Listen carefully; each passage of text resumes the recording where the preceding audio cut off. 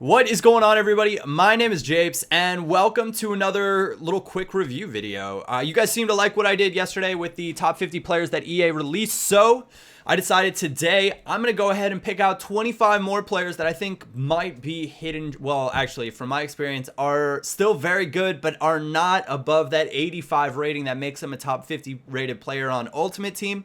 So I'll get into that. These are players that might not be that expensive. Some of them will definitely still be pricey just based on where they rate in terms of that position in their league, but some of them will not be pricey. But without further ado, 25 players that I think you should get your hands on in FIFA Ultimate Team 14. So I'll start with attackers. Gonzalo Higuain.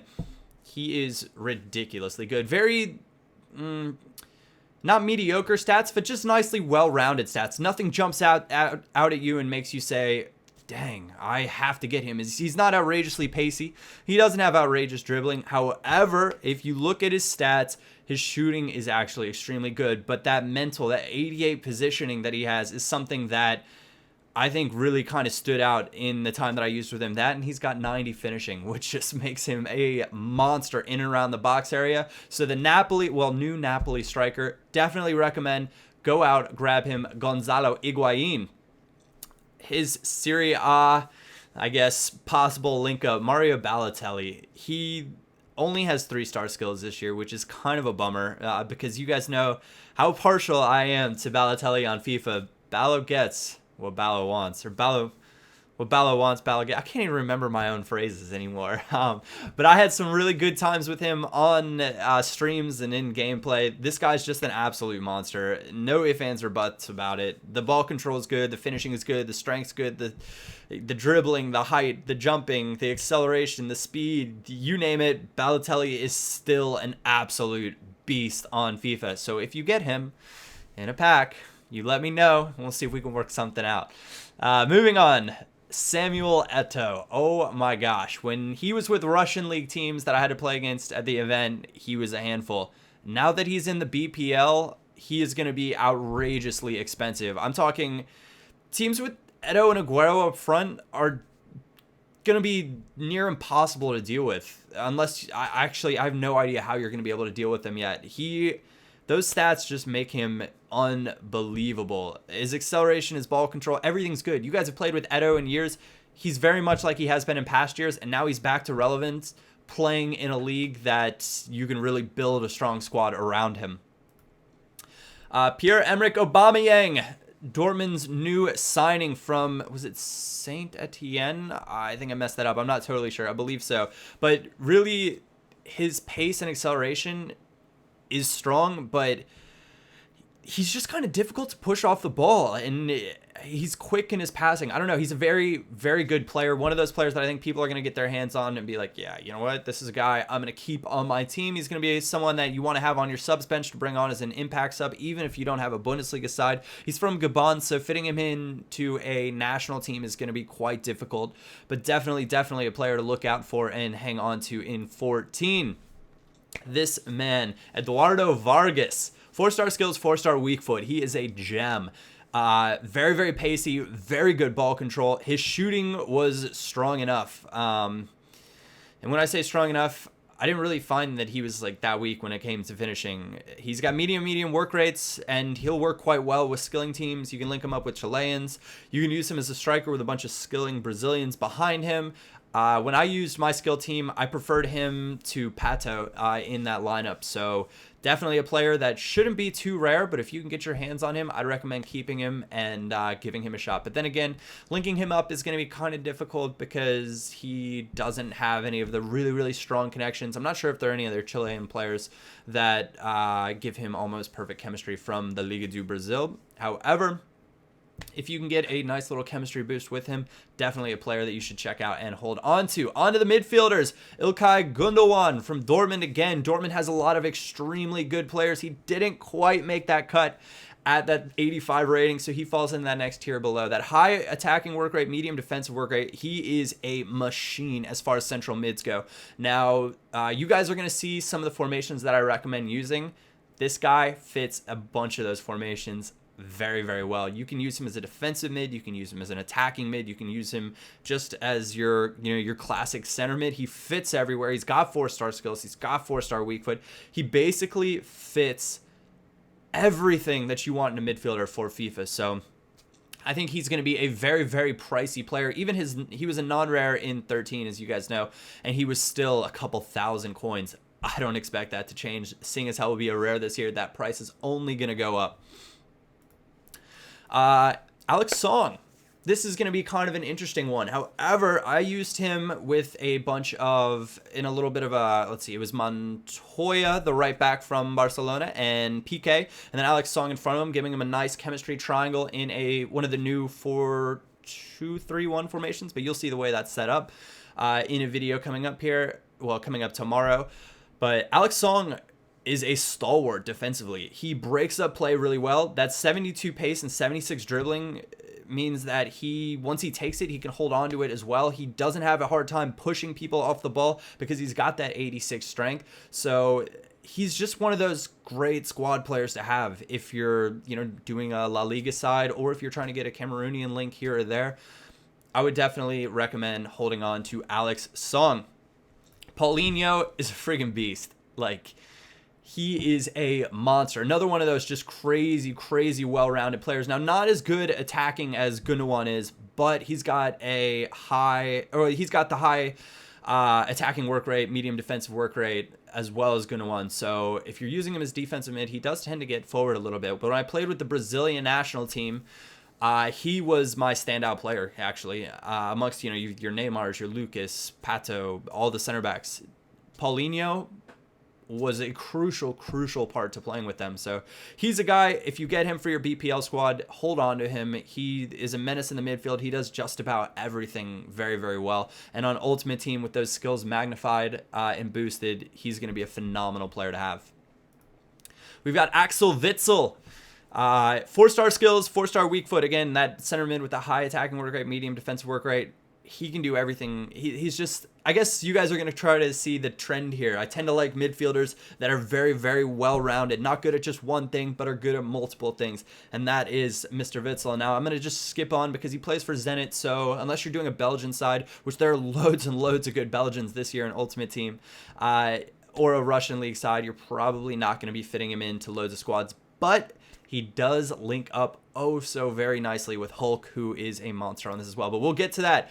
Raja Nengolan, again, silly well-rounded. 83 pace, 81 dribbling, 81 passing, 76 defending. Now, when I look at center mids, I don't really look at their shot because it's kind of hard to tell. Now, you see he's got 61 finishing, but he's got 79 long shots and 81 shot power, which means his long shot is actually quite good. So people will be surprised, they'll overlook that. But this is a guy, if you get him, hold on to him. He will be a absolute monster. I used him in, 4-3-3, number 3, as my actual center mid behind the striker, which was Balotelli, and he was a boss for me. Was everywhere, good attacking, good defensively.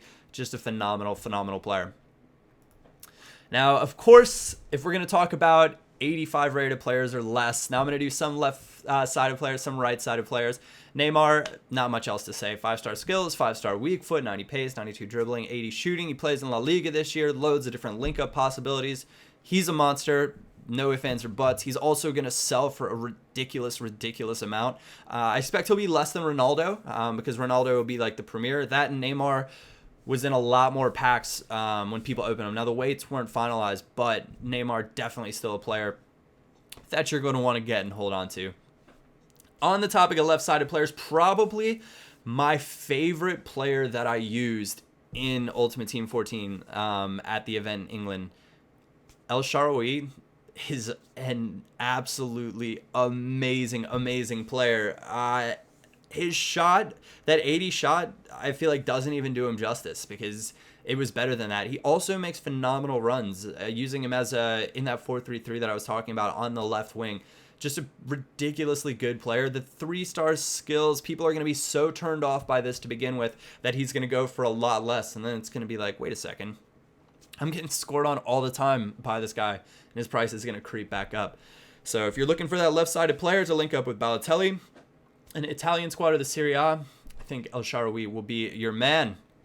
Andre Schürrle. I mentioned this in the video that I did yesterday, and if you hadn't seen that video on the top 50 players, I preferred Andre Schürrle to Eden Hazard. So when it comes to BPL squads on the left side, you're going to need to check the German out. Extremely good. Again, high work rate, medium defense, or high attack, medium defense, 4-star skills, 4-star weak foot. The German does just about everything well on that left side, and his finishing is above 80, which makes him very, very good as either a left wing or that true left mid position. Moving on to the right side, Hulk, Zenit. I feel like this is like another Neymar. Like, need I say more? Hulk's been a monster in every FIFA that he's been a gold card in. This FIFA is no different. Just ridiculously, ridiculously well-rounded stats. That 92 shot power and the 88 long shots mean that finesse shots with him from outside the box, they're going to be going in a lot of the time. And I've mentioned finesse shots a few times, and someone was like, what are finesse shots like, kind of like 12 again? Think more FIFA 11 Pro Clubs, but that was in the build that I played, so obviously things would be different. And I've heard some people talk about playing the beta and say that's out now and say, you know, this guy is actually kind of a beast. And I'm talking about like there's a 5-star skiller. His name is Bernard. He plays for Shakhtar Donetsk, and he's only 5'4" and he has like 20 strength. And I found him to be a bit weak, but some of these guys have said that they like him. So the builds aren't going to match up.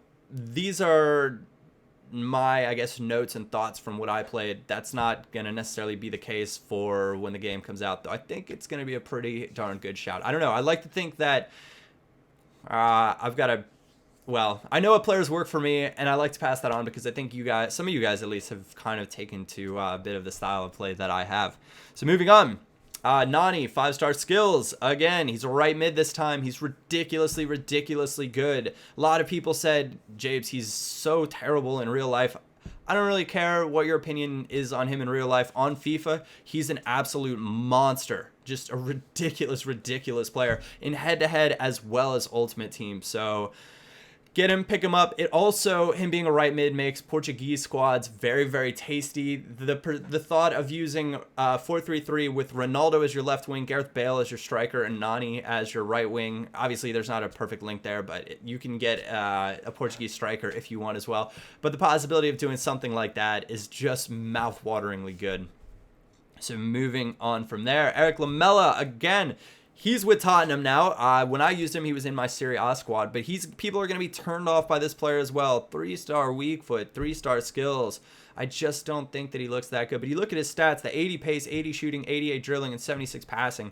That's really, really well-rounded. And his finesse shot is also quite nice. He's cutting in on his left foot. Of course, you're going to have other, I just talked about Nani, who will probably go above him because he's got the 5-star skills. I haven't talked about Ben Arfa, but Ben Arfa will also be very pricey because he's got 5-star skills, but I preferred Lamela to all of them. He was one of the best right-sided players that I used. All right, we're getting there. On the topic of other right-sided players, Kevin Morales is a tank. 4-star skills, 4-star weak foot, that right-sided player. Just very, very fun to use. Very, very pacey. A well-rounded player. Looks like he's going to be a non-rare, which means that you're going to be able to pick him up and make him a great, great squad player for your team. Dante. We're on to center backs. That means Dante's fast enough. And he's only got 68 pace, and sometimes it felt like it was lacking when I was playing against... I played against Nepenthes, and he put attribute cards on an Aguero, and Dante had a little bit of trouble playing with a super juiced Aguero. But playing against a regular Aguero, it was no problem. He was still able to push him off the ball. Dante is just a very, very good center back. He's also got 3-star skills, which is kind of fun. So you'll be able to do roulettes and stuff like that with him, go on some skill runs like the David Luiz of old. But a very, very good player. Of course, I'm rocking the Bayern kit, so I might be a little bit partial. All in all, though, a great player to use. But would it not be complete with an 85 or less team or group of players at center back without David Luiz? I don't think I need to say more. You guys know exactly what to expect. It's the same David Luiz as has been in previous FIFAs. Now, Koscielny, on the other hand, got a drastic bump. Some people are going to debate whether or not he deserved it or whatever. The fact of the matter is, this is kind of what his rating is. He's also got a high defensive work rate, so he sits back really nicely. But that 77 pace makes him a very, very good player. That, and he's tall enough that he can still win a lot of headers. So a good center back to go ahead and check out. Eloquim Mangala, target for Barcelona at some points during the summer. This guy is ridiculously good. Plays for Porto. He'll work out well in French teams. No doubt in my mind you can get him to link up with Koscielny or some of the other French center backs that are quite good. Kabul is another one of those that's going to be the same Kabul from previous FIFAs. And Mangala definitely going to be a player. That 87 heading is just ridiculous. He's 2 inches taller than Koscielny. Just going to be a ridiculous defender in this game. Juan Jesus, my gem of the bunch. This guy is ridiculously good. Probably one of my favorite center backs that I used at the event. Played with Inter, loved him. Played with him on Ultimate Team. He was phenomenal. So I don't know exactly what it was about this guy, but he just feels really good to defend with. Definitely a player, and he's a non-rare in this one. He was a rare when I saw him before, so you'll be able to get him for pennies, and that's going to be well, not pennies, because he's still an almost 80 pace Brazilian center back. Regardless, definitely a player you'll want to get your hands on. Manuel, a lot of you guys remember him. He was a silver in previous FIFAs. He's a gold. He's good to play with.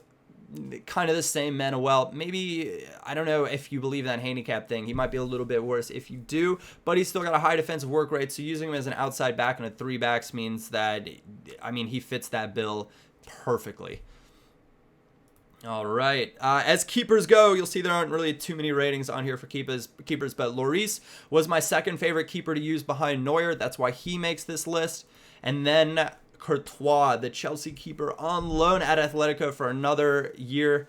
Just awesome. His reflexes are good, but he holds most shots, which is not the case for a lot of the keepers. So very good keeper. And again, he just falls into that list of Belgians that are very good on 14. Anyways, guys, that's going to close out this video. I hope you did enjoy the, I guess, the best of the rest. 25 more quick reviews on some of the top players on Ultimate Team. Thank you guys for watching. If you did enjoy this video, like or thumbs up is always greatly appreciated. If you're not subscribed already, go ahead and click that subscribe button so you do not miss a thing. Other than that, my name is Japes, and I will catch you all next time.